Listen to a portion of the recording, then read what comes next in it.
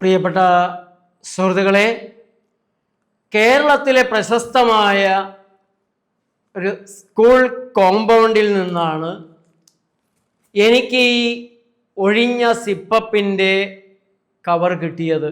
നമ്മുടെ രാജ്യത്തിൻ്റെ ഭാവി വാഗ്ദാനമായ തലയ്ക്ക് വെളിവില്ലാത്തൊരു കുട്ടി കഴിച്ചിട്ട് വലിച്ചെറിഞ്ഞതാണ് ഈ സിപ്പപ്പിൻ്റെ കവർ.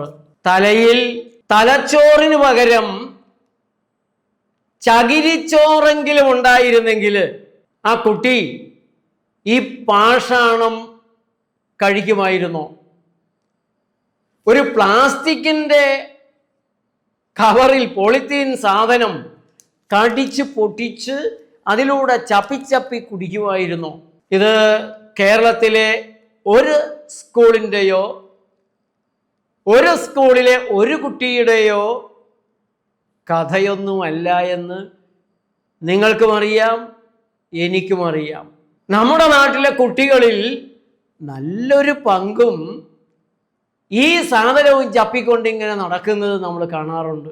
ഇവരെ പഠിപ്പിക്കുന്ന അധ്യാപകരുണ്ട്. ഇവരൊക്കെ എന്തോന്ന് അധ്യാപകരാണ്, എന്ത് ടീച്ചർമാരാണ്, എന്ത് സാറന്മാരാണ്. അവരുടെ ശമ്പളം, അവരുടെ ആനുകൂല്യങ്ങൾ, കുട്ടികളെ എന്ത് തിന്നാലെന്ത്, എങ്ങനെ നടന്നാലെന്ത്, 10ാം ക്ലാസ് പാസ്സായാലും സ്വന്തം പേരെഴുതാൻ കഴിയാത്തവരായിരുന്നാൽ അവർക്ക് എന്ത്. അല്പമെങ്കിലും ആത്മാർത്ഥതയുള്ള കുട്ടികളെ സ്നേഹിക്കുന്ന അധ്യാപകർ നമ്മുടെ നാട്ടിലുണ്ടായിരുന്നെങ്കിൽ ഈ പാഷാണം കുട്ടികൾ കഴിക്കാൻ ഇടയാകുമായിരുന്നു. നമുക്കൊരു സർക്കാരുണ്ട്. സർക്കാർ ജനക്ഷേമത്തിനിരിക്കുകയാണ്.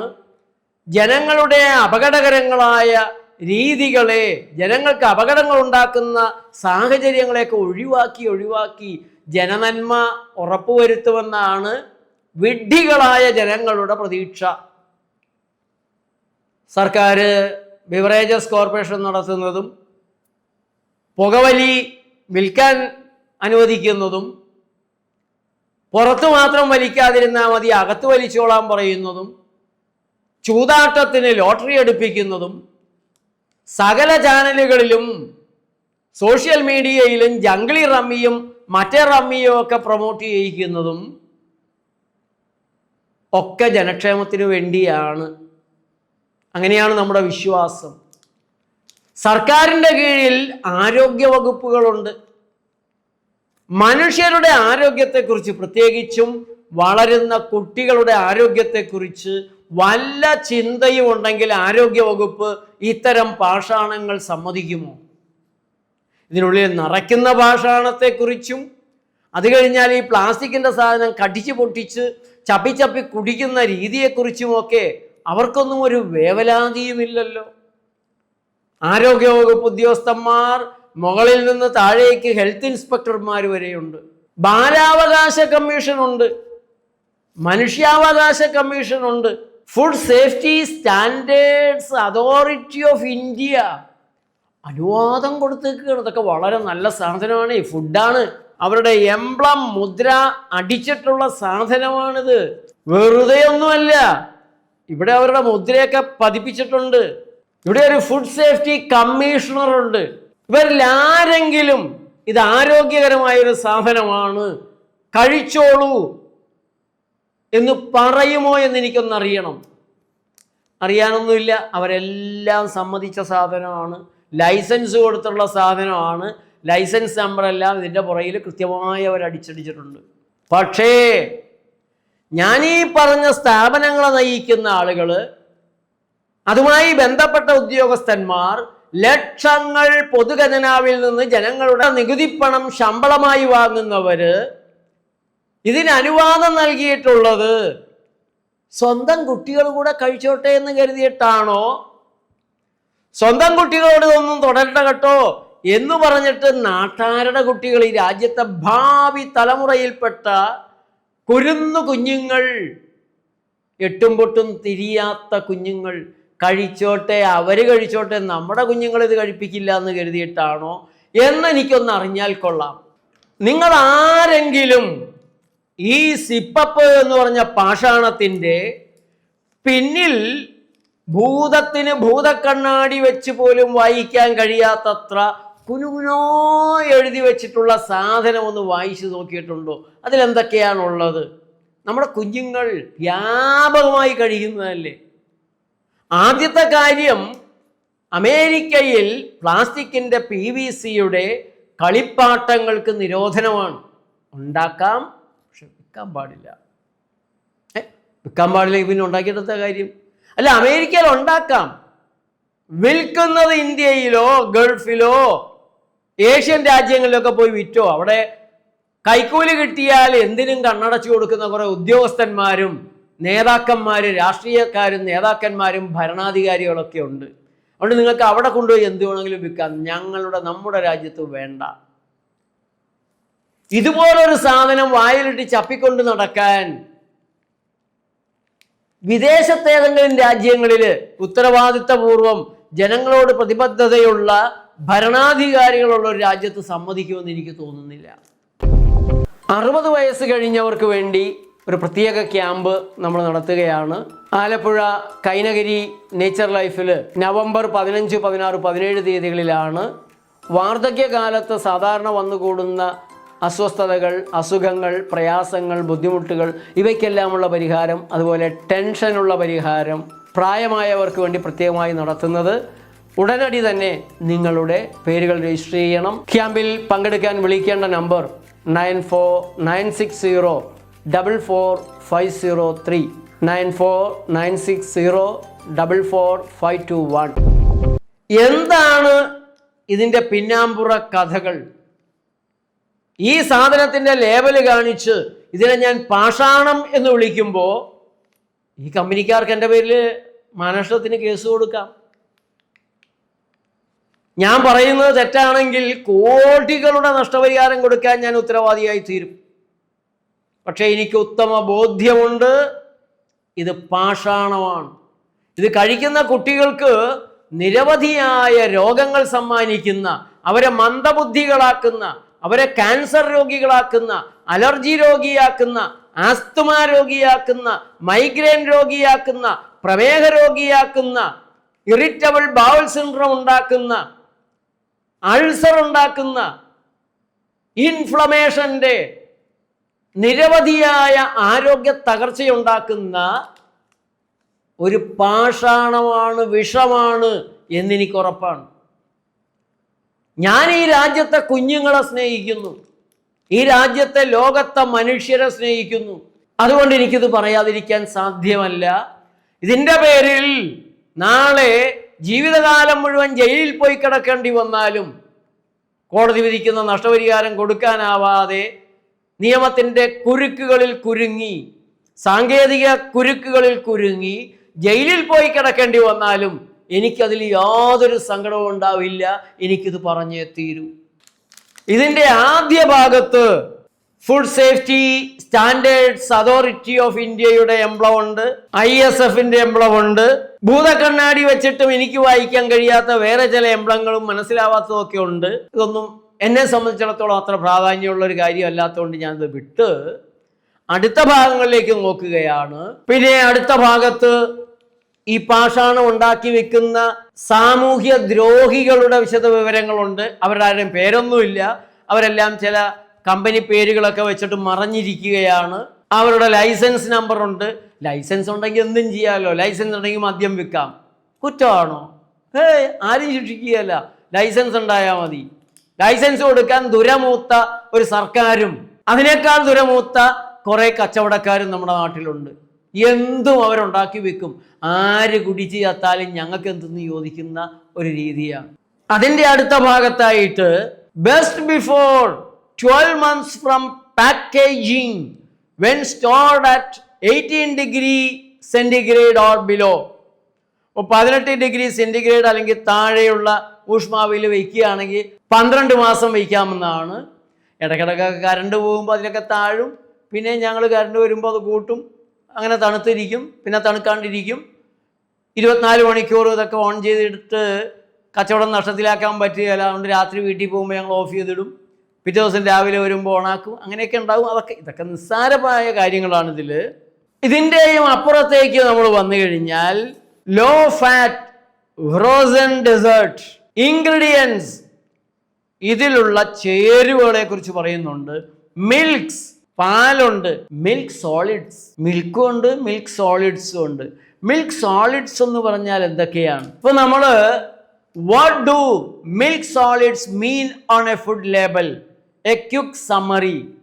നെറ്റിൽ കയറി നോക്കിക്കഴിഞ്ഞാൽ മിൽക്ക് സോളിഡ്സ് എന്ന് പറഞ്ഞു കഴിഞ്ഞാൽ അത് what are milk solids? Milk it self is made up of water and nutrients. ഇപ്പോൾ വെള്ളവും ന്യൂട്രിയൻസ് എല്ലാം കൂടി, പോഷകങ്ങളെല്ലാം കൂടി ചേർന്നതാണ്. അതായത് fat, protein, sugar in the form of lactose. അപ്പൊ അതിലെ കൊഴുപ്പുണ്ട്, മാംസ്യമുണ്ട്, പഞ്ചസാര ലാക്ടോസിന്റെ രൂപത്തിൽ ഇരിക്കുന്നുണ്ട്, മിനറൽസ് ആൻഡ് മിനറൽസിന്റെ രൂപത്തിൽ ഇരിക്കുന്നുണ്ട്. The 13% of that is not made from water is what would be considered milk solid. അങ്ങനെയെല്ലാം നമ്മൾ നോക്കി കണ്ടു കഴിഞ്ഞിട്ട് നമുക്ക് മനസ്സിലാക്കാൻ സാധിക്കും, when reading a food label, milk solids refers to the powder that would be left after milk is dried out and the water is removed. ഇപ്പോൾ പാലിൽ നിന്ന് ആ വെള്ളം ഉണക്കി നമ്മൾ മാറ്റിക്കഴിഞ്ഞാൽ വരുന്ന ഒരു ഭാഗമാണ് പാൽപ്പൊടി എന്നൊക്കെ നമുക്ക് പറയാം. അങ്ങനെയൊക്കെയുള്ള സാധനങ്ങളാണ്. പലപ്പോഴും ഇതിൽ ഇത്തിരി പഞ്ചസാരയൊക്കെ ചേർത്തിട്ടുണ്ടാകും, മധുരം ചേർത്തിട്ടുണ്ടാകും. മിൽക്ക് സോളിഡ്സ്, പാല് ഇതിലുണ്ടെങ്കിൽ, പാല് 12 മാസം കാത്തു വയ്ക്കണമെങ്കിൽ, പാൽപ്പൊടി 12 മാസം കേടാകാതിരിക്കണമെങ്കിൽ അതിൽ എന്തെങ്കിലുമൊക്കെ ചേർക്കാതെ 18 ഡിഗ്രി ടെമ്പറേച്ചറിന് താഴെ സൂക്ഷിച്ചു എന്നുള്ളത് കൊണ്ട് മാത്രം നടക്കണമെന്നില്ല. ഏതായാലും അങ്ങനെയൊക്കെയാണ്. ബ്രാക്കറ്റിൽ ഡിറൈവ്ഡ് ഫ്രം കൗസ് മിൽക്ക്, പശുവിൻ്റെ പാലിൽ നിന്നാണ് ഉണ്ടാക്കുന്നതെന്ന് പറയുന്നുണ്ട്. പിന്നെ ഷുഗർ ഉണ്ട് ഇതിൽ. ഷുഗർ ചേർത്തിരിക്കുന്നു എന്ന് പറയുമ്പോൾ എന്താ സാധനം? എല്ലാവരും കരുതും പഞ്ചസാര ചേർത്തിട്ടുണ്ടെന്ന്. 5 രൂപയ്ക്ക് വിൽക്കുന്ന ഈ പാഷാണത്തിൽ പഞ്ചസാര എത്ര ചേർക്കുമെന്നാണ് നിങ്ങൾ കരുതുന്നത്? 5 രൂപയ്ക്ക് ഇത് വിൽക്കണമെങ്കിൽ ഈ കവറിൻ്റെ വില, ഇതിന് കൊടുക്കുന്ന പരസ്യത്തിൻ്റെ ചിലവ്, ഇതിൻ്റെ ട്രാൻസ്പോർട്ടേഷൻ കോസ്റ്റ്, ഹോൾസെയിലിന് കൊടുക്കുന്നത്, റീറ്റെയിലിന് കൊടുക്കുന്നത് എല്ലാം കഴിഞ്ഞാൽ ലാഭവും കൂടെ മാറ്റിയാൽ ഉൽപാദന ചെലവ്, ഇതിനുള്ളിലെ മെറ്റീരിയൽ കോസ്റ്റ് 1 രൂപയ്ക്ക് ഉണ്ടാകുമോ, പരമാവധി 2 രൂപയ്ക്ക് ഉണ്ടാകുമോ എന്ന് എനിക്കൊന്നും അറിയില്ല. അത്രയൊന്നും ഉണ്ടാകാനുള്ള സാധ്യത കുറവാണ്. ഏതായാലും ഷുഗർ എന്ന് പറയുമ്പോൾ മധുരം എന്നേ അർത്ഥമുള്ളൂ. അത് സാക്കറിനാണോ, അസ്പർട്ടമാണോ, മറ്റെന്തെങ്കിലും കെമിക്കൽ, മധുരമുള്ള കെമിക്കലാണോ എന്നൊന്നും ഇതിന് വ്യക്തമല്ല. ഷുഗർ ഉണ്ട്, മധുരമുണ്ട്, പിന്നെ ലിക്വിഡ് ഗ്ലൂക്കോസ് ഉണ്ട്. അല്ല, നമ്മൾ പഞ്ചസാര മധുരമൊക്കെ ചേർത്ത് നോക്കുകയാണെങ്കിൽ പിന്നെ ലിക്വിഡ് ഗ്ലൂക്കോസ് എന്തിനാണ് ചേർക്കുന്നത്? ലിക്വിഡ് ഗ്ലൂക്കോസ് ചേർത്ത് കഴിഞ്ഞാൽ എന്താണ് ഈ ഗ്ലൂക്കോസിന്റെ സാധനം കഴിച്ചാലുള്ള ഫലം? നമുക്ക് നെറ്റിൽ എവിടെയെങ്കിലും കയറി നോക്കിയാൽ ഈ ഗ്ലൂക്കോസ് ഒരു മരുന്ന് തന്നെയാണ് എന്ന് കാണാൻ സാധിക്കും. Glucose is used to treat very low blood sugar. അപ്പോൾ താഴേക്ക് പോകുന്ന ബ്ലഡ് ഷുഗർ, രക്തത്തിലെ പഞ്ചസാര കൂട്ടിയെടുക്കാനുള്ള ഒരു മരുന്നായിട്ട് ഉപയോഗിക്കാറുണ്ട്. അത് കൂടുതലും പ്രമേഹ രോഗികളിൽ, മരുന്ന് കഴിക്കുന്ന പ്രമേഹ രോഗികൾ നല്ലൊരു ശതമാനം അനാവശ്യമായിട്ട് കഴിക്കുമ്പോഴാണ് പ്രമേഹ രോഗികളിൽ മരുന്നുകൾ പ്രമേഹത്തെ തീരെ താഴ്ത്തുന്നത്. ഇപ്പോൾ glucose works by quickly increasing the amount of glucose in your blood. അപ്പോൾ പെട്ടെന്ന് തന്നെ നമ്മുടെ രക്തത്തിലെ ഗ്ലൂക്കോസിനെ കൂട്ടാൻ ഈ ഗ്ലൂക്കോസിന് സാധിക്കും. അതേപോലെ തന്നെ കാർബോഹൈഡ്രേറ്റ് കഴിച്ച് രക്തത്തിൽ ഗ്ലൂക്കോസ് ഉണ്ടാക്കിയെടുക്കാൻ പറ്റാതെ വരുന്ന ഒരവസ്ഥയിൽ ചില രോഗങ്ങൾ ഉണ്ടായിരിക്കാം, അല്ലെങ്കിൽ ഒരു അപകടം കൊണ്ടായിരിക്കാം, അതിലായി മറ്റു തരത്തിലുള്ള മെഡിക്കൽ കണ്ടീഷൻ ആണെങ്കിൽ, അമിതമായി മദ്യം കഴിച്ച് ഗതികേടിൽ പെട്ടിരിക്കുന്ന വിഡ്ഢിയാനാണെങ്കിലും ഈ ഗ്ലൂക്കോസ് നമുക്ക് ഉപയോഗിക്കാം ഒരു മരുന്നായിട്ട്. ഹൈപ്പർ കലാമിയ, രക്തത്തിൽ പൊട്ടാസ്യത്തിന്റെ അളവ് വളരെ കൂടിക്കഴിഞ്ഞാൽ ആ രോഗിക്കും നമുക്ക് ഗ്ലൂക്കോസ് കൊടുക്കാം. പിന്നെ ഇതിപ്പോൾ ഈ പറയാത്ത ചില കാര്യങ്ങൾക്ക് കൂടിയൊക്കെ ഉപയോഗിക്കാം. അങ്ങനെയാണ് drugs.com എന്ന് പറയുന്ന ഒരു സൈറ്റിൽ ഗ്ലൂക്കോസിനെ കുറിച്ച് പറയുന്നത്. ഇനി ഇതിൻ്റെ ഗ്ലൂക്കോസിൻ്റെ സൈഡ് എഫക്ട്സ് എന്തൊക്കെയാണ് എന്ന് പറയുന്നുണ്ട്. Get emergency medical help if you have signs of an allergic reaction. ഈ ഗ്ലൂക്കോസ് കഴിച്ച് എന്തെങ്കിലും അലർജിക് റിയാക്ഷൻ ഉണ്ടാവുകയാണെങ്കിൽ ഉടനടി നിങ്ങൾ വൈദ്യസഹായം തേടണം. അത് നമ്മൾ കുരുക്കൾ പോലെ പൊങ്ങുന്നതായാലും ശ്വസിക്കാനുള്ള പ്രയാസം വരികയാണെങ്കിലും മുഖത്ത് നീര് ഇങ്ങനെ വന്ന് വീർക്കുകയാണെങ്കിൽ, ചുണ്ട് തടിക്കുകയാണെങ്കിൽ നീര് വന്ന് തടിക്കുകയാണെങ്കിൽ, നാക്കിൽ നീര് വന്ന് വീർക്കുകയാണെങ്കിൽ, ത്രോട്ടിൽ തൊണ്ടയ്ക്കൊക്കെ ആണെങ്കിൽ നിങ്ങൾ ഉടനടി മെഡിക്കൽ സഹായം എടുക്കണം. അപ്പം ഈ പാഷാണം കഴിക്കുന്ന കുട്ടികൾക്കും ഇത് ബാധകമാകുമോ?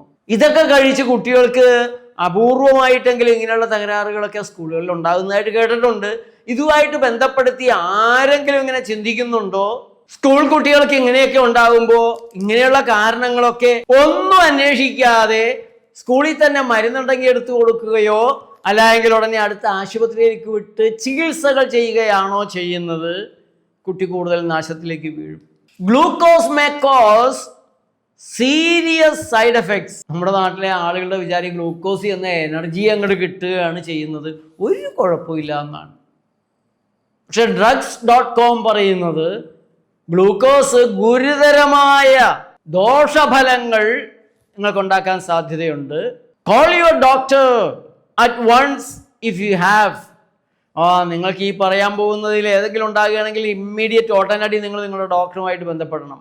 Confusion, A light headed feeling like you might pass out. നിങ്ങൾക്ക് ഒരു ബോധം മറയുന്ന രീതിയിലുള്ള തരത്തിലുള്ളൊരു അസ്വസ്ഥതയൊക്കെ ഉണ്ടാവുകയാണെങ്കിൽ, ഫീവർ, പനി പിടിക്കുകയാണെങ്കിൽ, അയ്യോ അത് ഡെങ്കിയും പിന്നെന്താണ് നിപ്പയും കപ്പയും അങ്ങനെയുള്ള പനിയൊക്കെയാണ് കേട്ടോ. വൈറസ് കൊണ്ടുവരുന്നതാണ്. അല്ലാണ്ട് ഇത്തരം പാഷാണങ്ങളൊക്കെ തിന്നു കഴിഞ്ഞാൽ പനി ഉണ്ടാകുമോ? ഇതൊക്കെ പുരോഗമനത്തിൻ്റെ, അന്തസ്സിൻ്റെ, കുട്ടികളുടെ ഒരു താല്പര്യത്തിൻ്റെ ഒക്കെ ഉൽപ്പന്നങ്ങളല്ലേ. ഇതൊക്കെ തിന്നു കഴിഞ്ഞാൽ അങ്ങനെ പനിയൊക്കെ വരുമോ? ഒക്കെ കോഴി കൂകിയിട്ടും കോഴിപ്പനി, എലിപ്പനി, ഡോങ്കിപ്പനി, വവ്വാൽപ്പനി, തക്കാളിപ്പനിയൊക്കെ അല്ലേ നമ്മുടെ പിള്ളേർക്ക് ഉണ്ടാവണത്. ഇതിനെയും പകർച്ചവ്യാധിയായിട്ട് ചിത്രീകരിച്ച് കൂടുതൽ ബിസിനസ് ഉണ്ടാക്കുന്ന ഒരു ചികിത്സാ മാഫിയയാണ്. ആ ചികിത്സാ മാഫിയ തന്നെയാണോ ഇതൊക്കെ ഉണ്ടാക്കുന്നത്, വിതരണം ചെയ്യുന്നത്, ചെയ്യിപ്പിക്കുന്നതൊന്നും നമുക്കറിയില്ല. Swelling in your hands or feet. നമ്മുടെ കയ്യിലും കാലിലും ഒക്കെ നീര് വരാം. ലാബുകാർക്ക് ഒരു മെച്ചമാണ്. കിഡ്നിയുടെ തകരാറുണ്ടോ എന്ന് ഏത് ഡോക്ടറും നീര് കാണുമ്പോൾ പരിശോധിപ്പിക്കും. ചിലപ്പോൾ കിഡ്നിക്ക് തന്നെ തകരാറും വരുത്തിയിട്ടുണ്ടാകും. അങ്ങനെയാണെങ്കിൽ ഒരു 5-10 ലക്ഷത്തിൻ്റെ കച്ചവടം ഉറപ്പായി. 1 ലക്ഷം കൊടുക്കുമെന്ന് പറഞ്ഞാൽ കയ്യും കാലും വെട്ടാൻ ആളുള്ള കൊട്ടേഷൻ സംഘങ്ങളുള്ള നാട്ടിലാണ് ഈ കച്ചവടം. Sweating, pale skin, severe shortness of breath. ഗുരുതരമായി ശ്വാസം കുറഞ്ഞിങ്ങനെ എടുക്കാൻ പറ്റാത്ത ബുദ്ധിമുട്ടുണ്ടാകുക. ചെസ്റ്റ് പെയിൻ, കുട്ടി കുഴഞ്ഞു വീണ് മരിച്ചു എന്നും വരാം. ഒട്ടനടി ആശുപത്രിയിൽ എത്തിക്കണം കേട്ടോ. ആശുപത്രിയിൽ അകലെയാണെങ്കിൽ അവിടെ എത്തുമ്പോൾ ഡോക്ടർ ആ സ്ഥലത്ത് അന്നേരം സമയത്തില്ല എങ്കിൽ വേറൊരു രോഗിയെ നോക്കിക്കൊണ്ടിരിക്കുകയാണെങ്കിൽ ചിലപ്പോൾ കാര്യങ്ങൾ കൈവിട്ടു പോയെന്നും വരാം. ഗ്ലൂക്കോസ് മാത്രം, ഇതിലുള്ള ഗ്ലൂക്കോസ് മാത്രം ഉണ്ടാക്കാനിടയുള്ള തകരാറാണ് ഈ പറയുന്നത്. ബാക്കിയുള്ള ചേട്ടന്മാർ പുറകെ വരുന്നുണ്ട്. Less serious side effects may be more likely. ഇതിനേക്കാളും കുഴപ്പമൊന്നുമില്ലാത്ത, ഗുരുതരമല്ലാത്ത ദോഷഫലങ്ങൾ അത് ഉണ്ടാകും, കൂടുതലുണ്ടാകാം. And you may have none at all. ഇതൊന്നും നിങ്ങൾക്ക് ഉണ്ടാവണമെന്ന് നിർബന്ധമൊന്നുമില്ല. ഉണ്ടായതും വരാം. വന്നാ വന്നു, പോയാൽ പോയി, നിങ്ങൾക്ക് പോയി. കിട്ടാനുള്ളത് കിട്ടേണ്ടവർക്ക് കിട്ടിക്കഴിയും. This is not a complete list of side effects and others may occur. ഇതൊന്നും മുഴുവനായിട്ട് ഉണ്ടാകാനിടയുള്ളത് ഈ തന്നെ മുഴുവനായ ഒരു ലിസ്റ്റൊന്നുമല്ല. ഇതിനേക്കാൾ അപ്പുറത്തൊക്കെ വരാം. ചിലപ്പോൾ ഇതൊക്കെ കഴിക്കുന്ന കുട്ടികളുടെ ബീജത്തിന് കേടുപറ്റാം, വന്ധ്യകളായി പോവാം. എന്താണ് സംഭവിക്കാതെന്നൊന്നും പറയാൻ പറ്റുകയില്ല. പിന്നെ ഹാർട്ട് ഡിസീസ് ഉള്ളവർ, കൊറോണറി ആർട്ടറി ഡിസീസ് ഉള്ളവർ, നിങ്ങൾക്ക് എപ്പോഴെങ്കിലും ഒരു സ്ട്രോക്ക് ഉണ്ടായിട്ടുണ്ടെങ്കിൽ, ആസ്തമ ഉണ്ടായിട്ടുണ്ടെങ്കിൽ, കിഡ്നിക്ക് എന്തെങ്കിലും തകരാറുണ്ടായിട്ടുണ്ടെങ്കിൽ, തലയ്ക്ക് എന്തെങ്കിലും ഒരു പരിക്കെപ്പോഴെങ്കിലും ഉണ്ടായിട്ടുണ്ടെങ്കിൽ, ഫുഡ് അലർജി എന്തെങ്കിലുമൊക്കെ ഉണ്ടെങ്കിൽ ഈ ഗ്ലൂക്കോസ് കഴിക്കുന്നതിന് മുമ്പ് നിങ്ങൾ ഡോക്ടറോടൊന്ന് സംസാരിച്ചിരിക്കണം കേട്ടോ. പാവം കുട്ടികൾ, ആരെങ്കിലും അവരോട് ഇതൊന്ന് പറഞ്ഞു കൊടുത്തിട്ടുണ്ടോ? ഇനി പറഞ്ഞു കൊടുക്കാൻ ഇത് അധ്യാപകർക്കറിയാമോ, രക്ഷാകർത്താക്കൾക്കറിയാമോ, പോട്ടെ നമ്മുടെ നാട്ടിലെ ഡോക്ടർമാർക്കറിയാവോ, ആരോഗ്യവകുപ്പുകാർക്കറിയാമോ? അറിയാമോ ഇല്ലെന്ന് എനിക്കറിഞ്ഞൂടാ കേട്ടോ. മട്ട് കണ്ടിട്ട് അറിയാമെന്ന് തോന്നണില്ല. ഇനി ഇതിലുള്ളത് വെജിറ്റബിൾ ഫാറ്റാണ്. വെജിറ്റബിൾ ഫാറ്റാണെങ്കിൽ ഇപ്പം എന്താ കുഴപ്പമുള്ളത്? പിന്നെ വെജിറ്റബിൾ പ്രോട്ടീൻ ഉണ്ട്. വെജിറ്റബിൾ പ്രോട്ടീൻ, വെജിറ്റബിൾ ഫാറ്റ് അതൊക്കെ പച്ചക്കറിയിൽ നിന്ന് എടുക്കുന്നതല്ലേ? അത് ഹൈഡ്രോജനേറ്റഡ് വെജിറ്റബിൾ ഓയിലാണെങ്കിലോ എന്താ വെജിറ്റബിൾ അല്ലേ? നിങ്ങളൊരു കാര്യം മനസ്സിലാക്കേണ്ടത്, വെജിറ്റബിൾ ഓയിലുകൾ പല പല തരമുണ്ട്. ഏത് വെജിറ്റബിൾ ഓയിലാണെന്ന് പറഞ്ഞിട്ടില്ല. ഹൈഡ്രോജനേറ്റഡ് വെജിറ്റബിൾ ഓയിലാണെങ്കിൽ, വെജിറ്റബിൾ ഫാറ്റ് ആണെങ്കിൽ 30ഓളം രോഗങ്ങൾക്ക് കാരണമാകും. ഹാർട്ട് അറ്റാക്ക് തുടങ്ങി ക്യാൻസർ വരെ. പക്ഷെ ഹൈഡ്രോജനേറ്റഡ് വെജിറ്റബിൾ ഓയിൽ അല്ല ഇതിൽ ചേർത്തിട്ടുള്ളതെന്നാണ് തോന്നുന്നത്. എന്താണ് സാധനം എന്ന് അവർ പറഞ്ഞിട്ടില്ല. ഇതിൽ അപകടകാരിയായിട്ടുള്ള ട്രാൻസ് ഫാറ്റ് ട്രേസ് എലമെൻ്റ് എന്നാണ് പറഞ്ഞിട്ടുള്ളത്. ട്രേസ് എലമെൻ്റ് ഉണ്ട്, ഉണ്ടാകാൻ പാടില്ലാത്തതാണ്, ഒട്ടും പാടില്ലാത്തതാണ്. പക്ഷേ ട്രേസ് എലമെൻ്റ് ഉണ്ട്. സത്യസന്ധമായി അവരിത് എഴുതി വച്ചിട്ടുണ്ട്. ആര് കാണാൻ, ആര് വായിക്കാൻ? ഈ ട്രാൻസ് ഫാറ്റ് വളരെ അപകടകാരിയാണ്. അമേരിക്കയിൽ വർഷങ്ങൾക്ക് മുമ്പ് തന്നെ നിരോധിച്ചിട്ടുള്ളതാണ്. ക്യാൻസറിൻ്റെ പ്രധാനപ്പെട്ട സാധനമാണ്. നിരവധി 30ഓളം രോഗങ്ങൾ ഉണ്ടാക്കുന്നതാണ്. വെജിറ്റബിൾ ഓയിൽ എന്ന് പറയുമ്പോഴും, വെജിറ്റബിൾ ഫാറ്റ് എന്ന് പറയുമ്പോഴും, അല്ലെങ്കിൽ പ്രോട്ടീൻ എന്ന് പറയുമ്പോഴും വെളിച്ചെണ്ണയാവാം. 2 രൂപയ്ക്ക് ഉണ്ടാക്കി 5 രൂപയ്ക്ക് വിൽക്കുന്ന ഒരു സാധനത്തിൽ പണ്ട് പാൽക്കാരൻ ചെറുക്കൻ കൊച്ചമ്മയോട് പറഞ്ഞതുപോലെയാണ്, എടാ ഇവിടെ വാടാ, നീ തന്ന പാലില് പൂച്ചോട്ടി കിടക്കുന്നടാ. കൊച്ചമ്മ അലറുകയാണ് രോഷം കൊണ്ട്. പൂച്ചോട്ടി എന്ന് പറഞ്ഞു കഴിഞ്ഞാൽ ഒരു ഉപകാരമില്ലാത്ത, ഒന്നിനും കൊള്ളാത്ത ചെറിയ കുഞ്ഞു മീനാണ്. പയ്യൻ തിരിഞ്ഞു നിന്നിട്ട് പറഞ്ഞു, അല്ലേ 5 രൂപയുടെ പാലില് പൂച്ചോട്ടി അല്ലാണ്ട് പിന്നെ തിരുത കിടക്കുവോ, അയില കിടക്കുവോ, കരിമീൻ കിടക്കുവോ? അവനൊക്കെ പോക്ക് പോയി. അതുപോലെയാണ് ഇതില്. മൗവ ഓയിലുണ്ട്, നിഗാർ ഓയിലുണ്ട്, പാം ഓയിലുണ്ട്, സൺഫ്ലവർ ഓയിലുണ്ട്, സോയ ഓയിലുണ്ട്. എന്തൊക്കെ വെജിറ്റബിൾ ഓയിലുകളുണ്ടെന്നും ഏതൊക്കെ ഇതിൽ ചേർക്കുന്നുണ്ടെന്നും ഏറ്റവും കുറഞ്ഞ വിലയ്ക്ക് എവിടെ നിന്ന് എങ്ങനെ കിട്ടുമോ അതൊക്കെയാണ് ചേർക്കുക. ഉണ്ട്. നിങ്ങൾ വിചാരിക്കും ഇതിലൊക്കെ നല്ല കോക്കനട്ട് ഓയിലായിരിക്കും. കോക്കനട്ട് ഓയിലാണെങ്കിൽ പോലും ചില കുട്ടികൾക്ക് അതിനോട് അലർജി വരാം. പാം ഓയിലിനോട്, സൺഫ്ലവർ സീഡിനോടൊക്കെ ധാരാളം പേർക്ക് അലർജിക് റിയാക്ഷൻസ് ഉണ്ട്, പ്രത്യേകിച്ച് കുട്ടികൾക്ക്. എന്താണ് എന്നതിൽ എഴുതി വെക്കുന്നില്ല. എഴുതി വെക്കണമെന്ന് ഇവർക്ക് ആർക്കും നിർബന്ധമില്ല. നമ്മുടെ അതോറിറ്റികൾക്ക്, ഉദ്യോഗസ്ഥന്മാർക്ക് ഒരു നിർബന്ധവും എന്താണ് കൃത്യമായി സാധനമെന്ന് എഴുതണം എന്നുള്ള നിർബന്ധമില്ല. പിന്നെ വാട്ടർ, വെള്ളമുണ്ട്. പെർമിറ്റഡ് സ്റ്റെബിലൈസേഴ്സ് ഉണ്ട്. പെർമിറ്റഡ് അനുവദിക്കപ്പെട്ട സ്റ്റെബിലൈസേഴ്സ് ആണ്. എന്താ ഈ സ്റ്റെബിലൈസർ? വോൾട്ടേജ് സ്റ്റെബിലൈസർ എന്ന് ഞാൻ കേട്ടിട്ടുണ്ട്. നമുക്ക് പലയിടത്തും അതിൻ്റെ പരസ്യമൊക്കെ കാണാൻ സാധിക്കും. വി ഗാർഡിനുണ്ട്. വളരെ ക്വാളിറ്റിയുള്ളൊരു സാധനമായിട്ടാണ് അതിനെക്കുറിച്ച് നമ്മളൊക്കെ മനസ്സിലാക്കുന്നത്.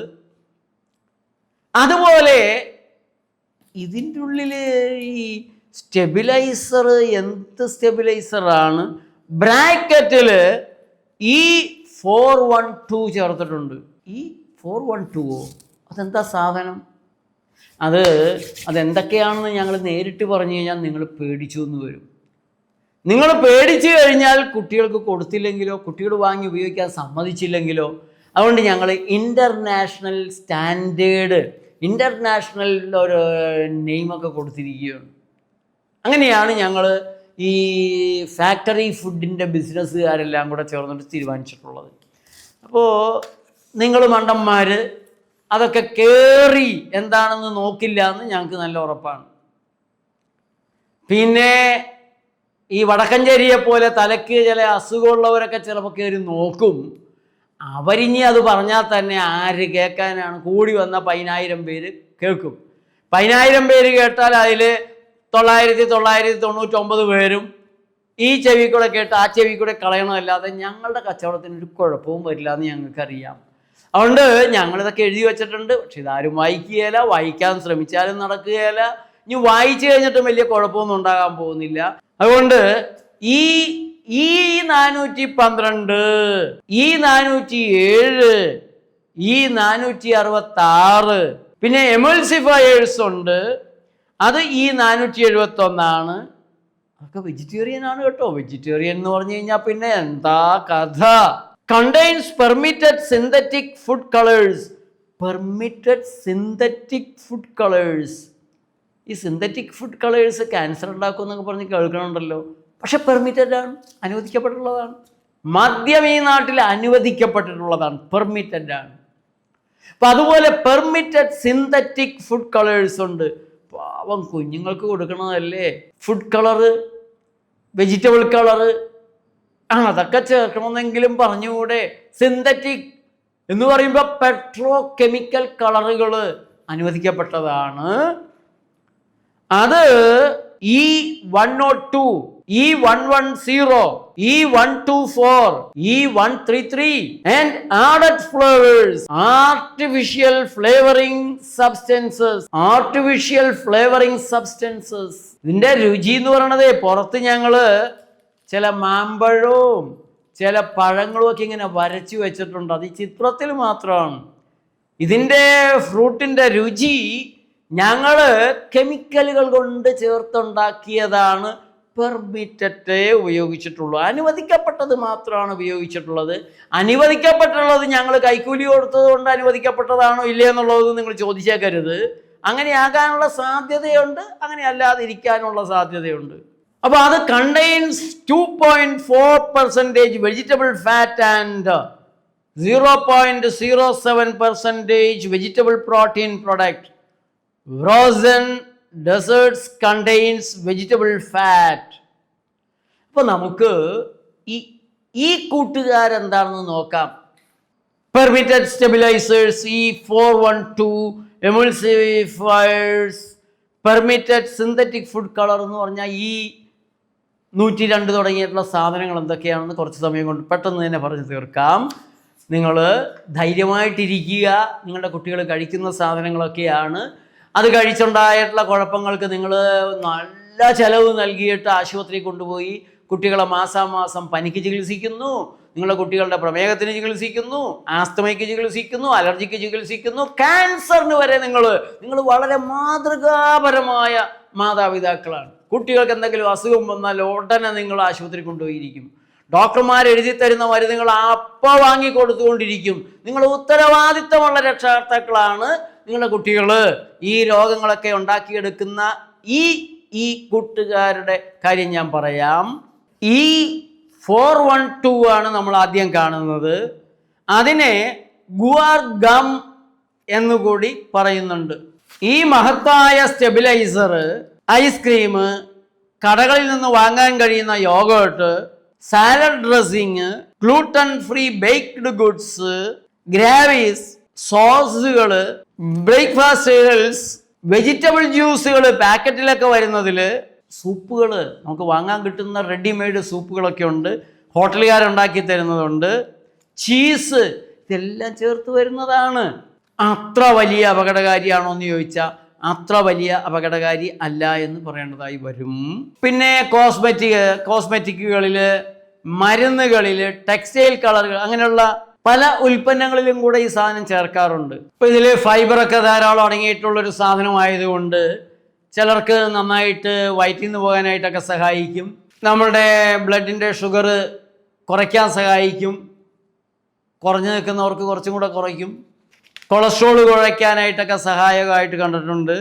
പിന്നെ അല്പം കഴിക്കുമ്പോൾ തന്നെ വയറ് നിറഞ്ഞ പോലെയൊക്കെ തോന്നുന്നത് കൊണ്ട് തടി അങ്ങനെ കൂട്ടാതിരിക്കാൻ സഹായിക്കാൻ സാധ്യതയുണ്ട്.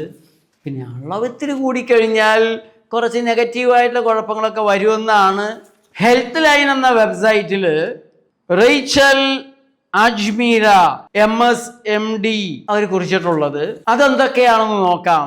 High doses could have negative effects. നിങ്ങളിൽ പലരും ഇതിനിടയ്ക്ക് ചാടിപ്പറയും ഹൈ ഡോസ് ആയാലേ കുഴപ്പമുള്ളൂ, ഇതൊക്കെ പെർമിറ്റഡ് ആണ്. പക്ഷെ എൻ്റെ ചോദ്യം, കുട്ടി ഒരെണ്ണം കഴിക്കുമ്പോഴാണോ ഈ പെർമിറ്റഡിൻ്റെ ലെവല് വരണത്? കുട്ടി രണ്ടാമത്തെ ഒരെണ്ണം കഴിച്ചാലോ? കുട്ടി ഇത് ഇത്രയേ കഴിക്കാവൂ എന്ന് ഇതിലൊരിടത്തും പറയുന്നില്ല. കുട്ടി 4 എണ്ണം കഴിക്കുമ്പോൾ ഈ പെർമിറ്റഡ് ലെവൽ എവിടെ നിൽക്കും? ബിയോണ്ട് ദി ലിമിറ്റ് ആയിട്ട് പോകുന്നത് എത്ര എണ്ണം കഴിക്കുമ്പോഴാണ്? ഈ സിപ്പപ്പിൻ്റെ കൂടെ ഒരു കോളയൂടെ കുടിച്ചാലോ, ഒരു പാക്കറ്റ് ബിസ്ക്കറ്റ് തിന്നാലോ, ആ ബിസ്ക്കറ്റ് പാക്കറ്റിലെ ഒരു കഷണത്തിനാണോ പെർമിറ്റഡ് ലിമിറ്റ് വരിക, രണ്ടാമത്തതിനാണോ, മൊത്തത്തിനാണോ? അതിൻ്റെ കൂടെ ഒരു മണ്ടൻ ബ്രെഡ് കൂടെ കഴിച്ചാലോ? ഇങ്ങനെയുള്ള കുറേ ചോദ്യങ്ങൾ പുറകെ ഉണ്ട്. ഏതായാലും നമുക്ക് എന്താണ് ഇതിൻ്റെ കുഴപ്പമെന്നുള്ളത് നോക്കാം. Unfortunately it cost serious problems. നിർഭാഗ്യവശാൽ ഇത് ചില ഗുരുതരമായ പ്രയാസങ്ങളൊക്കെ ഉണ്ടാക്കാറുണ്ട്. വളരെ നിർഭാഗ്യകരമാണത്. നിർഭാഗ്യവശാൽ അങ്ങനെയൊക്കെയാണ് സംഭവിക്കാറുണ്ട്. Including obstruction of the oesophagus. നമ്മൾ ഈ ശ്വാസം എടുക്കുന്ന നമ്മുടെ പൈപ്പ് ഉണ്ടല്ലോ, അതിൽ തടസ്സം വരാം. ആൻഡ് സ്മോൾ ബowel and in some cases even death. ഇപ്പോൾ നമ്മുടെ ചെറുകുടലിലൊക്കെ പ്രശ്നം വരാം. ചില കേസുകളിൽ മരണം ഉണ്ടാകാം. ചില കേസുകളിൽ ഒരു മരണം, അത് നിർഭാഗ്യകരമാണെന്ന് അവർ പറഞ്ഞിട്ടുണ്ട്. നിർഭാഗ്യകരമാണ്, വന്നു കഴിഞ്ഞാൽ അത് നിർഭാഗ്യകരമാണ്. കുറ്റം മുഴുവനും റാഗിപ്പറക്കുന്ന പരുന്തിനും തലകീഴായി തൂങ്ങിക്കിടക്കുന്ന വവ്വാലിനും കോഴിക്കും എലിക്കും ഒക്കെയാണ് വരിക. പിന്നെ നമ്മുടെ കൊതുകിനും, മൂളിപ്പറക്കുന്ന കൊതുകിനും വരും. അത് ഡോങ്കിയ. These dangerous side effects ultimately led the FDA to ban the use of guargum in weight loss products. ഉണ്ട് തടി കുറയ്ക്കാനുള്ള ഉൽപ്പന്നങ്ങളിൽ ഇത് ചേർക്കുന്നതിന് food and drug administration of America അവർ നിരോധിച്ചിട്ടുണ്ട്. ചേർക്കാൻ പാടില്ല. കാരണം ഇങ്ങനെ ഗുരുതരമായിട്ടുള്ള തകരാറ് വന്ന് കുറേ പേരൊക്കെ മരിക്കുകയും പ്രശ്നങ്ങളൊക്കെ ഉണ്ടാകൊണ്ട് ചെയ്തിട്ടുള്ളതാണ്. പക്ഷേ നിങ്ങൾ മനസ്സിലാക്കണം, ഇത് വളരെ കൂടുതലായിട്ട് ഇതുപോലുള്ള സാധനങ്ങൾ ഉപയോഗിച്ചത് കൊണ്ടാണ്. അപ്പോൾ ഈ കൂടുതൽ എന്നൊക്കെ പറഞ്ഞാൽ എത്രയാണെന്നുള്ളൊരു ചോദ്യമുണ്ട്. ഈ നമ്മൾ കൂടുതൽ എന്ന് പറഞ്ഞാൽ ഒരു കുന്ന് ചോറ് തിന്നുന്നതാണ് നമുക്കൊരു കൂടുതൽ. അത്രയൊന്നും ഇത് തിന്നില്ലല്ലോ എന്നാണ് നമ്മുടെ ചോദ്യം. പക്ഷെ ചില പിള്ളേരൊക്കെ ഇതിന് അഡിക്റ്റഡ് ആണ്. അവരിടക്കിടയ്ക്ക് ഇതിങ്ങനെ ഒന്നിനു പുറകെ ഈ ചെയിൻ സ്മോക്കേഴ്സ് എന്ന് പറഞ്ഞതുപോലെ ഇടക്കിടയ്ക്ക് ഉപയോഗിച്ചെന്നൊക്കെ വരാം.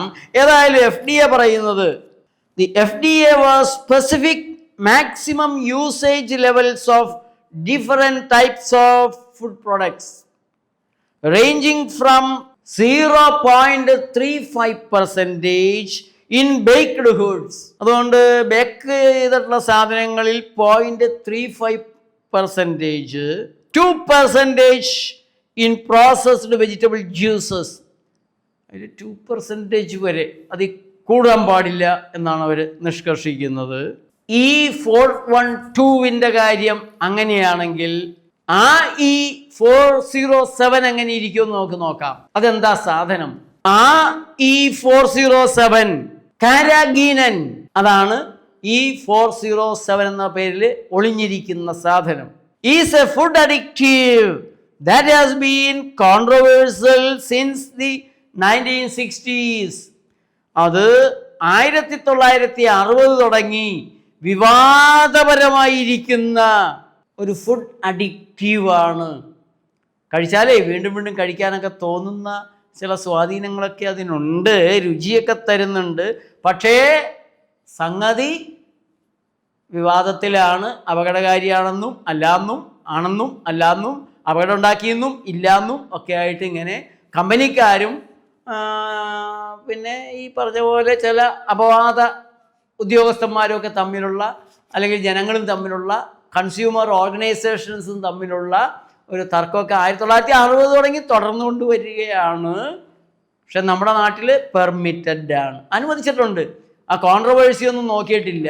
എന്താണ് ഇതിൽ പറയുന്ന അപവാദങ്ങളെന്ന് നോക്കാം. ഗൂഗിൾ ചെയ്ത് കഴിയുമ്പോൾ ഈ 407 side effects, potential side effects, some studies suggest that carrageenan may cause inflammation, digestive issues and other health problems. Inflammation, നീരുവീഴ്ചകൾ ഉണ്ടാക്കാം. അത് ഈസോഫാഗലിലാണ് നീര് പെട്ടെന്ന് വന്ന് ശ്വാസം എടുക്കുന്നതിന് പ്രയാസം വന്നാൽ, ഹാർട്ടിലാണ് നീർക്കെട്ട് വന്ന് പ്രശ്നം ഉണ്ടാക്കുന്നതെങ്കിൽ തലച്ചോറിലുണ്ടാക്കുമെന്ന് എനിക്കറിയില്ല. പിന്നെ ദഹന സംബന്ധമായ പ്രശ്നങ്ങൾ ഉണ്ടാക്കാം. പിന്നെ പലതരത്തിലുള്ള ഹെൽത്ത് ഇഷ്യൂസ് ഉണ്ടാക്കാം. 10-12 ലക്ഷം അലോപ്പതി ഡോക്ടർമാർ ഈ രാജ്യത്തുണ്ട്. അത്ര തന്നെയോ അതിൽ കൂടുതലോ പരമ്പരാഗത വൈദ്യന്മാർ, ആയുർവേദ, ഹോമിയോ, സിദ്ധ, യുനാനി, പ്രകൃതി ചികിത്സകർ, ഇങ്ങനെയുള്ള എല്ലാവർക്കും ഞങ്ങൾക്കൊക്കെ ജീവിക്കണ്ടേ? ഒരു വർഷം 1 ലക്ഷത്തോളം പുതിയ ഡോക്ടർമാർ ഇര പിടിക്കാൻ ഇറങ്ങുന്നുണ്ട്. ആയുർവേദം, അലോപ്പതി, സിദ്ധ, യുനാനി, ഹോമിയോ ഒക്കെ ആയിട്ട്, പ്രകൃതിയൊക്കെ ആയിട്ട്. പുതിയ ഡോക്ടർമാർക്ക് പുതിയ ഇരകൾ വേണ്ടേ? ഇര പിടിക്കാണ്ട് ഒരു 100 ഇരയെങ്കിലും കിട്ടിയാലല്ലേ ലാവിഷായിട്ട് ജീവിക്കാൻ പറ്റുള്ളൂ. അതുകൊണ്ട് ഇതുപോലുള്ള ഉൽപ്പന്നങ്ങളിലൂടെ, ഇതുപോലുള്ള ഫുഡ് അഡിക്റ്റീവ്സിലൂടെയാണ് ഞങ്ങൾ ഈ ബിസിനസ് ഇങ്ങനെ മേൽക്കുമേൽ അഭിവൃദ്ധി പ്രാപിച്ച് ഐശ്വര്യകരമായി മുന്നോട്ട് കൊണ്ടുപോകുന്നത്. ഞങ്ങൾ 1, 2, 3, 4 കോടിയൊക്കെ ബാങ്കിൽ നിന്ന് ലോൺ എടുത്താണ് ഈ പരിപാടിക്ക് ഇരിക്കണത്. നിങ്ങൾ ശുദ്ധാഹാരം മാത്രം കഴിച്ച് ശുദ്ധ ആരോഗ്യത്തോടെ ജീവിക്കുമെന്നൊക്കെ പറഞ്ഞു കഴിഞ്ഞാൽ ഞങ്ങൾക്കൊരു മാസം 1 ലക്ഷം തുടങ്ങി 4 ലക്ഷമൊക്കെ ബാങ്കിൽ കൊണ്ടുപോയി ലോണിൻ്റെ എമൗണ്ട് അടക്കണം. അതുകൊണ്ട് ഫുഡ് അഡിക്റ്റീവ്സ് വിജയിപ്പൂ താക. അപ്പോൾ വരാനിടയുള്ള പ്രയാസങ്ങൾ, ഇൻറ്റസ്റ്റൈനൽ ഇൻഫ്ലമേഷൻ, നമ്മുടെ കുടലുകളിൽ നീര് വരാം. അത് പിന്നെ അൾസറാകാം, അൾസറേറ്റീവ് കൊളൈറ്റിസ് ആവാം, മലബന്ധമാകാം, വയറിളക്കമാകാം, പൈൽസ് ആവാം, ഫിസ്റ്റുലയാകാം. ഭാവി വാഗ്ദാനമാണ്. ഞങ്ങൾ ചികിത്സകരുടെ ഭാവി ജീവിതത്തെ ഐശ്വര്യപൂർണ്ണമാക്കി തരാൻ നിങ്ങളിങ്ങനെയുള്ള ഫുഡ് അഡിക്റ്റീവ്സ് ഒക്കെ ഉപയോഗിച്ച സാധനങ്ങൾ ധാരാളമായി കഴിക്കണം. കുട്ടികളെ കഴിക്കാൻ സമ്മതിക്കണം. അധ്യാപകരാരും കുട്ടികളെ ഇതിൽ നിന്നും വിലക്കിയേക്കരുത്. മെഡിക്കൽ ബിസിനസ് നടക്കണം. Gastrointestinal ulcerations, bloating, irritable bowel syndrome, IBS. മരുന്നില്ല കേട്ടോ, IBS ആണ്, മരുന്നില്ല. എന്നാൽ ഞങ്ങൾ ചികിത്സിക്കാതിരിക്കുമോ? ചികിത്സാക്കി അങ്ങനെ ഒരു പരാജയം ചികിത്സിക്കാതിരിക്കുകയെ? അങ്ങനെ ഒരു പരാജയം ഞങ്ങൾക്ക് സമ്മതിക്കാൻ പറ്റുമോ? മരുന്നില്ല എന്ന് പറഞ്ഞുകൊണ്ട് തന്നെ ഞങ്ങൾ മരുന്ന് തന്നുകൊണ്ടിരിക്കും. വിഡ്ഢികളായ നിങ്ങൾ ഞങ്ങൾ പറയുന്ന മരുന്നുകളൊക്കെ കഴിച്ചുകൊണ്ടിരിക്കും. മരുന്നില്ല എന്ന് നിങ്ങൾക്കും അറിയാം, ഞങ്ങളും പറഞ്ഞിട്ടുണ്ട്. സത്യസന്ധമായ ചികിത്സകളിലൂടെ നിങ്ങളിങ്ങനെ യാത്രയായിക്കൊണ്ടിരിക്കും. സിപ്പപ്പ് നിങ്ങളുടെ കുട്ടികൾ കഴിച്ചുകൊണ്ടിരിക്കും, ചികിത്സ തുടർന്നുകൊണ്ടിരിക്കും. ഇത്രയും നല്ലൊരു വിദ്യാഭ്യാസം ഈ രാജ്യത്തുള്ളതിന് വിദ്യാഭ്യാസ വിദഗ്ധന്മാരോട് നന്ദി പറയണം. അല്ലെങ്കിൽ പണ്ടേ കച്ചവടം, ആശുപത്രികളൊക്കെ പൂട്ടിപ്പോകുമായിരുന്നു. ഗ്ലൂക്കോസ് ഇൻടോളറൻസ്, അത് പ്രമേഹത്തിൻ്റെ ആദ്യ ചുവടാണ്, ഗ്ലൂക്കോസ് ഇൻടോളറൻസ്. അപ്പം ഞങ്ങൾ കുറേ കൂടെ ഗ്ലൂക്കോസ് കലക്കിയൊക്കെ കുടിപ്പിക്കും. അങ്ങനെയുള്ള ചില കലാപരിപാടിയൊക്കെ ഇത് അറിയണ്ടേ, പരിശോധിച്ച് ഉറപ്പുവരുത്തണ്ടേ. പിന്നെ കോളൻ ക്യാൻസർ,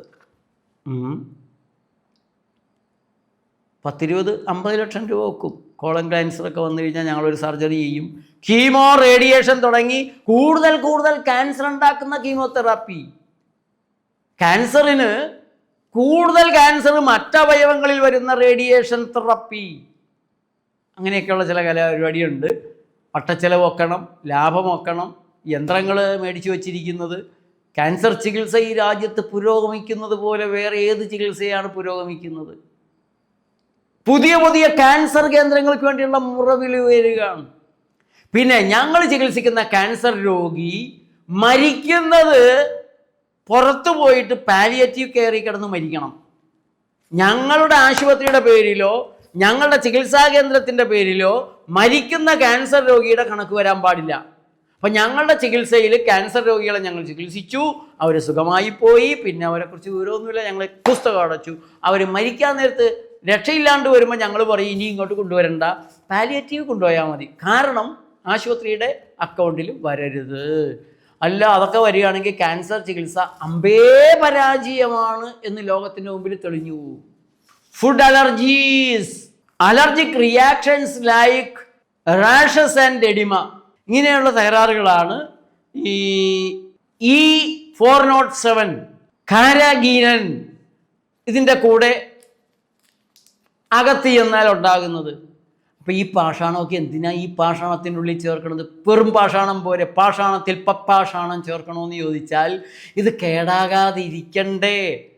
ഇതിലെ പാഷാണങ്ങൾ തമ്മിൽ പ്രതിപ്രവർത്തിച്ച് പപ്പാഷാണമാകാതിരിക്കാൻ നോക്കണ്ടേ? അതിനുവേണ്ടി അതൊക്കെ ചേർക്കേണ്ടതായിട്ട് വരും. എന്നിരുന്നാലും ചില പഠനങ്ങളിൽ പറയുന്നത് അതൊരു കുഴപ്പമില്ല എന്നൊക്കെയാണ്. ഉപ്പും കളം. ഈ ഫുഡ് അഡിക്റ്റീവ്സിൻ്റെ നിർമ്മാതാക്കൾ, മെഡിക്കൽ താല്പര്യക്കാരൊക്കെ അവരുടെ കൈക്കൂലി ശാസ്ത്രജ്ഞന്മാരെ കൊണ്ട് ചില പഠനങ്ങൾ ഉണ്ടാക്കും. അങ്ങനെയൊന്നും കുഴപ്പമില്ല എന്ന് പറയും. അപ്പോൾ ശാസ്ത്ര ലോകത്തിനൊരു വിധി പറയാൻ സാധിക്കില്ല. അവിടെയും കാണുന്നുണ്ട്, ഇവിടെയും കാണുന്നുണ്ട്. അങ്ങനെയാണെങ്കിൽ ഇതൊരു കുഴപ്പവും ഇല്ല എന്ന് അസന്നിഗ്ധമായി തെളിയുന്നത് വരെ ഉപയോഗിക്കരുതെന്ന് പറയുന്നതാണ് ബുദ്ധി. അതാണ് യുക്തി. അപകടമല്ല എന്ന് ഉറപ്പുവരും. അപകടമാണ് എങ്കിലോ, അപകടമാണ് എന്ന് 100% ഉറപ്പിച്ചിട്ടില്ല. ഉറപ്പിച്ചാലോ ഉപയോഗിച്ചവരുടെ കാര്യം കഷ്ടമാവില്ലേ? അപ്പോൾ ഇതൊക്കെ മാറ്റിവെക്കുന്നതല്ലേ യുക്തി, ബുദ്ധി. ഇനിയുള്ളത് E466 as known as cellulose gum or carboxy methyl cellulose CMC can have a number of side effects including allergic reactions. അത് ചൊറിച്ചില് മാന്തലും ഒക്കെ ആയിട്ട് അതിന് വേറെ മരുന്ന് ഞങ്ങൾ തരും. Swelling, intestinal issues, bloating, diarrhea or constipation, അങ്ങനെയുള്ള കുഴപ്പങ്ങളൊക്കെ വരും. ഗട്ട് ഹെൽത്തിനെ അത് ബാധിക്കാം. ഇതെല്ലാം സിന്തറ്റിക് ഫുഡ് കളേഴ്സായിട്ടൊക്കെ ഉപയോഗിക്കുന്നതൊക്കെയാണ്. ഇത്തിരി നിറമൊക്കെ വെപ്പിച്ചാലല്ലേ കണ്ണിനൊരു അട്രാക്ഷനൊക്കെ വരുള്ളൂ. ഈ E133 എന്ന് പറയുന്നത് ബ്രില്യൻ ബ്ലൂ കളറാണ്. ബ്രില്യൻ ബ്ലൂ ആണ്. അതൊരു ഡൈ അഡിക്റ്റീവ് ആണ്. പൊതുവെ അത് സുരക്ഷിതമാണെന്നും വിഷമരമല്ല എന്നുമാണ് കരുതപ്പെടുന്നത്. എന്നിരുന്നാലും some potential side effects include allergic reactions and asthma attacks for people with pre-existing asthma. മുമ്പ് ആസ്തമ ഉണ്ടായിട്ടുള്ള ആളുകൾക്ക് ഒന്നുകൂടി ഉണ്ടാക്കും.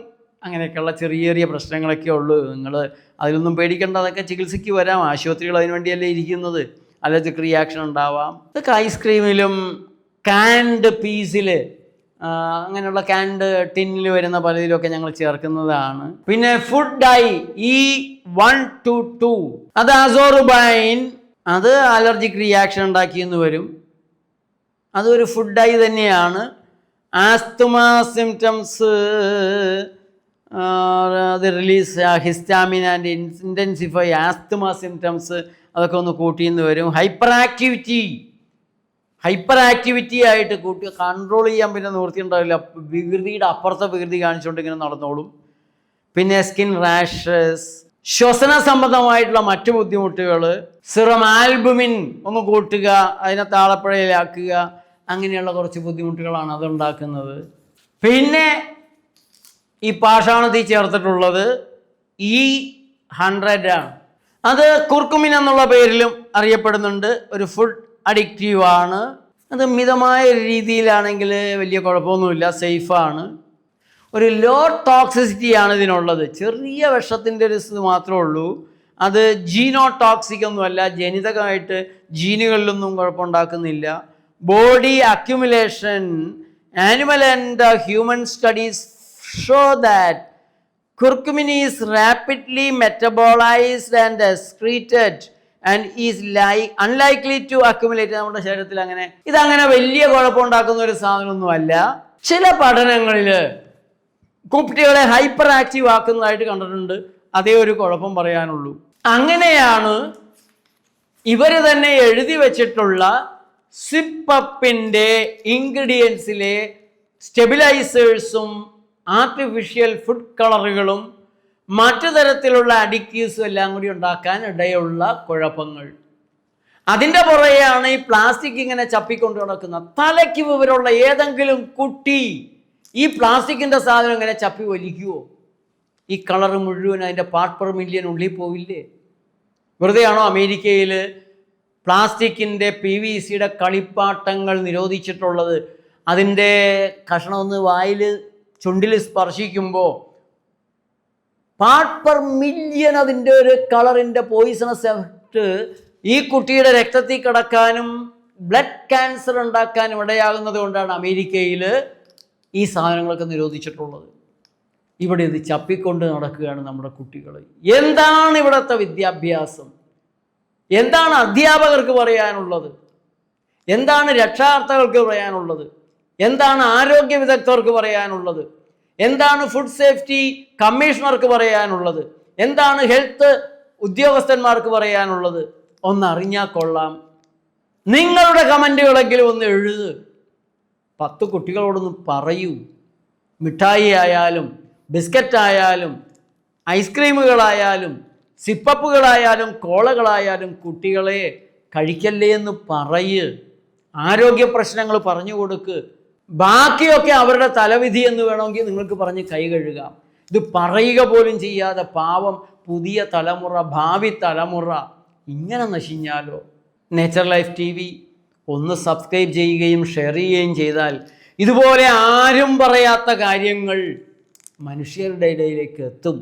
അതുകൊണ്ട് നേച്ചർ ലൈഫ് TV ഇപ്പോൾ തന്നെ സബ്സ്ക്രൈബ് ചെയ്യണം. ആ ബെൽ ബട്ടൺ കൂടെ അമർത്തണം. കഴിയുന്നത്ര ഷെയർ ചെയ്യണം, ലൈക്ക് ചെയ്യണം, നിങ്ങളുടെ കമൻറ്റുകൾ എഴുതണം. നന്ദി, നമസ്കാരം.